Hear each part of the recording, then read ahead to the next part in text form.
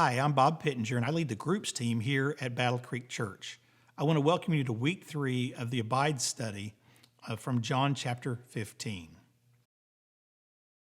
As we continue talking about our relationship with Jesus, we need to remember the main idea of John chapter 15, verses 1 through 8, is abiding or staying connected with Jesus. Now, in John 15, verses 4 and 5, which is what we'll look at this week, Jesus says, "Abide in me, and I in you.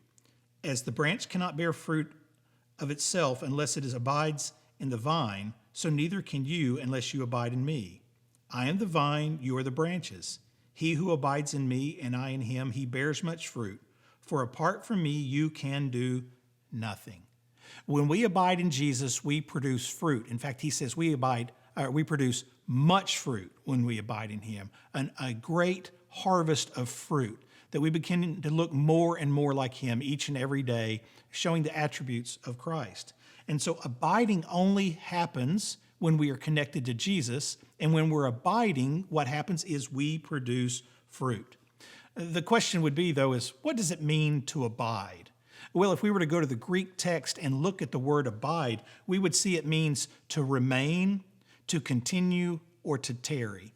But my favorite is the word dwell.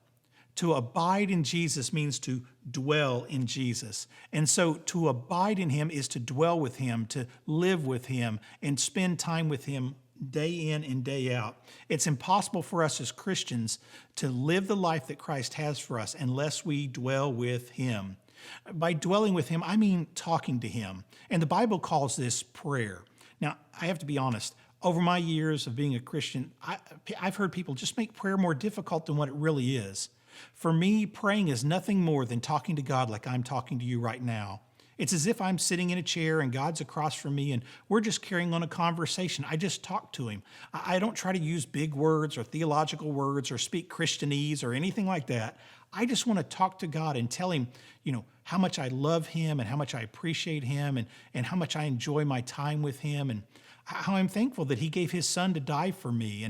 And so I talk to him, but I also listen. It doesn't do any good just to talk. There have been times in of 25 years of marriage that my wife has said, "Bob, I need you to stop trying to fix the problem. I just wanted to talk to you. Will you just listen?" And I realized that I'd gone into fix-it mode and I wasn't being the person she needed, that she needed me to listen. The truth is, Jesus needs us to listen to him, that prayer is a conversation. It's a two-way conversation. We share things and Jesus speaks back to us. And over time, as we learn to listen, our ears will begin to be attentive to that still small voice. We'll recognize his voice. We'll know when he's saying, "Hey, I'm right here. I'm helping you. Don't worry. Don't be afraid. I'm going to carry you through this." And so as we study the Bible and we meditate on it and what we've read, as we're reading through it, we're going to hear Jesus saying, "Hey, this is what I want you to do. This applies to you today." And so these are just some of the ways that we abide or dwell with Jesus. So what is it like to dwell with Jesus? Well, let me just say this. Instead of trying to say what's it like to dwell, what's it like to be disconnected or not to dwell with Jesus? If you were to go out in your backyard and you had trees and you realized that the limbs had grown too low, you could no longer take your riding lawnmower underneath it. You said, "Listen, I'm going to lop off some limbs." And you go out there, you cut one down, you throw it on the ground, you're about to cut another one off, and your wife calls you and you have to run inside because you have a phone call. And something happens, you're not able to come back out. You come back out about 3 or 4 days later and you begin again, you cut a couple of more limbs off, you throw them down, and then you realize you're supposed to take one of your kids to soccer practice. You run off and do that. You come back 2 or 3 days later, and as you cut the limb off, you throw it on the ground and you get to looking. You have limbs here. There are 8 or 9 days between the first one being cut off and the last. You look at the one that was cut off 8 or 9 days ago, and the leaves, they're dry, they're falling off. It's clearly that branch is dead. You look at the one that's been on the ground for 3 or 4 days, and you're looking at this and you're thinking, goodness, the leaves are starting to turn colors. You can tell it's dying, it's close, but it's not quite there.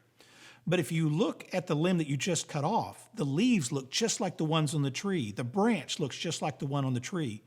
The truth is, all 3 are dead. but one hasn't decayed as far as this one way over here has. And so that's what it's like to not dwell with Jesus. The longer we spend time away from him, the more we decay, the less we look like him, the more we begin to be affected by the difficulties and struggles of life. And so we need to be connected to him, to dwell in him in order to live, move, breathe, and exist. This is what happens to us whenever we just get into things that are just religious. I go to church, I read my Bible, I pray, I give, I serve. We're doing them because this is what's expected of me. I don't want the pastor to think bad of me. I don't want my group members, so I'm going to go. But everything becomes a religious habit. And then we're like that branch that's been on the ground for a week or two. We just begin to become dry and brittle and crunchy. And we're not the joyful person. We're not a live person. And so we have to dwell with him, that we can do all these same things, but we're doing them out of a love relationship with him.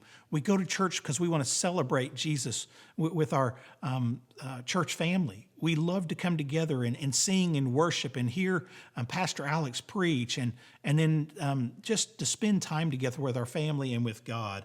And so dwelling or abiding with Christ, it ensures our survival. It ensures that we are the men and women that God has called us to be. So how do we dwell with Christ? Just a couple of ideas real quick to help you. And we've already talked about, prayer, but one of the things I think we can do to dwell with Christ is studying the Bible. We need to take time to read the Bible and see what it says. Now, I could tell you several different ways to read it. Some people like the one-year Bible, some like the chronological Bible. There are plenty of apps with reading plans for you to use, but you have to decide how God has designed you. God has designed me where I like reading a small section of the Bible, and then I like to take a few notes, and then I like to look at a couple of different other books on that section of the Bible. They're called commentaries, and they're specifically for it. I'm more of a student type studier. And I know for you, you're like, oh, that just sounds like school. I would never want to do that. The idea is figuring out how God has designed you. Maybe for you, it's getting a devotion book, sitting in the backyard, reading the devotion to get warmed up, and then reading a little bit of the Bible because the devotion helps put you in the mood. You have to decide, but whatever it is, get into the Bible and read. The second thing that you do is reflect on the Bible. Don't just read it and walk away. Take time to reflect, meditate, think, gosh, what did this say? How does this apply to me? What was being taught? How do I need to be changed? What's my next step in light of what I just read in the Bible? So we read, we reflect, and then we rehearse. We take that action step and we go out. Goodness, I'm supposed to love my enemy. Well, I know somebody at work that they're not necessarily my friend, they're not necessarily my enemy, but they drive me insane. I don't want to go and be anywhere near them. I need to get over this and I need to love them. And so that's what we start doing. We read, we reflect, we rehearse, and then we repeat. We go right back to the Bible and start the process again. That's one way for us to dwell with Christ. Another way, we've already kind of talked about it, is what we do on Sundays. We worship together, but we should also serve together. Find your sweet spot in the church. Find your people. It doesn't matter if it's part of the Hello team or an usher or the production team, the video team, leading a group, working in Next Gen, wherever it is, find your sweet spot and find those people who have the same heart, the same passion, the desire as you, and serve with them.